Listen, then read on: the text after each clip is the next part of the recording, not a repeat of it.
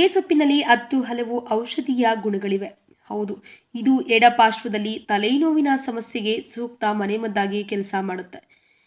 ಇನ್ನು ನುಗ್ಗೆಯ ಎಲೆಗಳನ್ನ ನುಣ್ಣಗೆ ಅರೆದು ಮೂಲವ್ಯಾಧಿಯಲ್ಲಿ ಕಾಣಿಸಿಕೊಳ್ಳುವ ಮೊಳಕೆಗಳಿಗೆ ಹಚ್ಚಿದ್ರೆ ಅದು ನಾಶವಾಗುತ್ತೆ. ಇನ್ನು ಪೆಟ್ಟು ಬಿದ್ದು ಊದಿಕೊಂಡಿರುವಾಗ ಹುರಿದ ನುಗ್ಗೆ ಸೊಪ್ಪನ್ನು ಬಟ್ಟಿ ಗಂಟು ಕಟ್ಟಿ ಊದಿಕೊಂಡಿರುವ ಭಾಗಕ್ಕೆ ಬಿಸಿಯಾಗಿ ಶಾಖ ಕೊಟ್ಟರೆ ಊತ ಕಡಿಮೆಯಾಗುತ್ತೆ. ಅದಷ್ಟೇ ಅಲ್ಲದೆ ಸಾಮಾನ್ಯವಾಗಿ ಇದರಲ್ಲಿರುವ ಅನೇಕ ಅಂಶಗಳು ಹೃದಯ ಸಂಬಂಧಿ ಮತ್ತು ರಕ್ತವನ್ನ ಹೆಚ್ಚು ಮಾಡುವುದು, ನಮ್ಮ ದೇಹದಲ್ಲಿ ಬಿಳಿ ರಕ್ತ ಕಣಗಳು ಮತ್ತು ಕೆಂಪು ರಕ್ತ ಕಣಗಳನ್ನು ವೃದ್ಧಿಸುವುದು, ತಲೆ ಸುತ್ತುವಿಕೆ, ವಾಕರಿಕೆ, ಇನ್ನು ಬಲಕಿವಿಗೂ ಮತ್ತು ಬಲಪಾರ್ಶ್ವದಲ್ಲಿ ತಲೆನೋವಿದ್ರೂ ಸಹ ಇದು ಅತ್ಯಗತ್ಯವಾಗಿ ಕೆಲಸ ಮಾಡುತ್ತೆ. ಅದಷ್ಟೇ ಅಲ್ಲದೆ ಇದರ ಹೂವನ್ನ ಚೆನ್ನಾಗಿ ಬೇಯಿಸಿ ಅದಕ್ಕೆ ಜೇನುತುಪ್ಪ ಸೇರಿಸಿ ಸೇವಿಸೋದ್ರಿಂದ ಲೈಂಗಿಕ ಕ್ರಿಯಾಶಕ್ತಿ ಹೆಚ್ಚುತ್ತೆ. ನುಗ್ಗೆಕಾಯಿ ಊಟ ಮಾಡೋದ್ರಿಂದ ಸಂಧಿವಾತ, ನಿರ್ವೀರ್ಯತೆ, ನರಗಳ ದೌರ್ಬಲ್ಯ, ಮಲಬದ್ಧತೆ ಇತ್ಯಾದಿ ರೋಗಗಳು ಗುಣವಾಗುತ್ತೆ. ಇನ್ನು ಜಂತುಹುಳುಗಳಿಂದ ಉಂಟಾಗುವ ಹಾನಿಯನ್ನ ನಿವಾರಿಸಲು ನುಗ್ಗೆಕಾಯಿಯನ್ನ ಆಗಾಗ್ಗೆ ಊಟದಲ್ಲಿ ಉಪಯೋಗಿಸುವುದು ಲೇಸು. ನುಗ್ಗೆಕಾಯಿ ಮತ್ತು ನುಗ್ಗೆ ಸೊಪ್ಪು ಉತ್ತಮ ಔಷಧೀಯ ಗುಣಗಳುಳ್ಳ ಆರೋಗ್ಯವರ್ಧಕ ತರಕಾರಿ.